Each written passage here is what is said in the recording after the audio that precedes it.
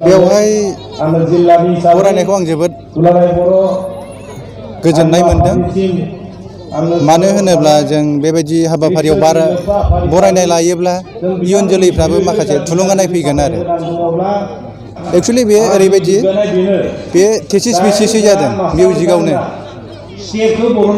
मिउजिकनि खेथ्रआवनो बियो थेसिसनि बेसिसै आरो लोगोसे बेनि गेजेरावहाय वर्ल्ड रेकर्डबो खालामनाय जादों। आं बेखौ निउसाव हरथ'नाय जायाखै आरो निउसाव हरथ'नाय जायाखै।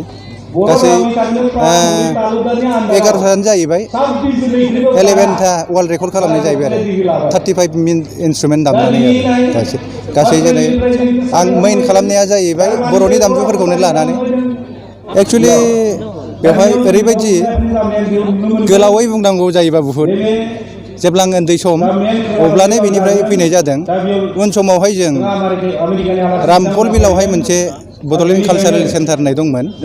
बेवहाय जों माखासे ग्रुप बेसिसै बै समावनो जों जागायबोदों आरो। जेब्लानाखि जों मा होनो बेखौ बर'नि जानाखि दामजुनि सायाव लिरजेननाय नटेसन बायदिसिना बेफोरखौ जों जागायबोजेनदोंमोन आरो बेनिफ्रायनो लोब्बा दंबोयो। बर'नि हारिमुवा दा जों आगयबोगासिनो दङ, दंखाजोबो जोंहा गासिबो, खिन्थु जों बेखौ मोजां रोखोम प्रिजार्भ खालामनानै जों लाबोनो रोंबोयैयाव दिनैसिम गोमागासिनोबो दं आरो। बेखायनो दा नैबे जेनेरेसना जे दावगाबोगासिनो दं बेनि सायावहाय बोखांबोगासिनो दं। अल्ड इज गल्ड होननाय दं मोनसे, जों गोजामखौ लाबोबाय थानांगोन, गोदानखौ बांद्राय माबा होनो नाङा जों, बेनो आरो। आदसा गिनिसनिफ्राय अलरेडि आंनो एवार्ड मोनखाबाय आरो दाखालि एवार्ड माबानि सायाव वर्ल्ड रेकर्ड आं खालामबाय 11था। बेवहाय गिनिस वर्ल्ड रेकर्डनिफ्रायबो अलरेडि आं माबाखौ मोनखाबाय आरो इनभाइटेसन दङ, बेनिफ्राय एवार्डखौ हरबाय आरो बिसोर। इयुन जोलैयाथ' दा जोबोर बाख्नायथाव। मोनसे समाव बेबायदि नङामोन, दा माखासे परिबेसजों ग्लबेलाइजेसनजों माखासे गोरोबबोनानै दिनैनि लाइमोनफ्रा जे बे हाबाफारियाव फैदों, बे जोबोर बरायथाव। आरो नैबेखौ जों बाख्नायनांगोन, जेब्लानाखि जों बर'नि मिउजिकखौ मोसानायानो जा, मुसुरनायानो जा, मिउजिकआनो जा, बिनि सायाव जुदि जों एकाडेमिक लाइनाव फैयाब्ला बे जेब्लायबो गनायजाथाव जानाय नङा आरो। ओंखायनो जों एकाडेमिक लाइनाव फैयोब्ला जा सार्टिफिकेट थागोन, बिनिफ्राय फिउचारनि थाखाय माबा मोनसे फोरोंनायनि राहा लामाबो थागोन। आरो जेब्लानाखि जों गभर्नमेन्टआ गनायो एकाडेमिकखौ, अब्ला टिचारनिबो माखासे माबा थाहैगोन, पलिसि थाहैगोन। बेफोरो एकाडेमिकआ लाइनजों जों फैयोब्ला बेयो जोबोद बाख्नायथाव। एक्सुवेलि गोजोननाया जाहैबाय जेब्लानाखि जों माखासे माबाखौ बुरखांनांगौ दंबावो, गोजाम माखासे माबा दंबावो। दा बेफोरखौ जों सेनियरनिफ्राय गोबां मास्टारानो थैलांबाय, दा बेफोरनिफ्राय जों लाखिजोबनोबो हानाय जायाखिसै, माखासे गोमोरलांबाय। बै समावथ' डिजिटेल जेबो केमेरानिबो जेबो खोथा गैयामोन। बेनिफ्राय माखासे जों बेफोरखौ रिटेनलिबो माबा खालामबोनो रोङाखै। दा जानाखि दं बेखौनो जों बुथुमनो हायोब्ला बेयो गोजोनथाव जाहैगोन आरो रिसार्चनि गेजेरजों बेफोरखौ जों मोनबोजोबगोन आरो।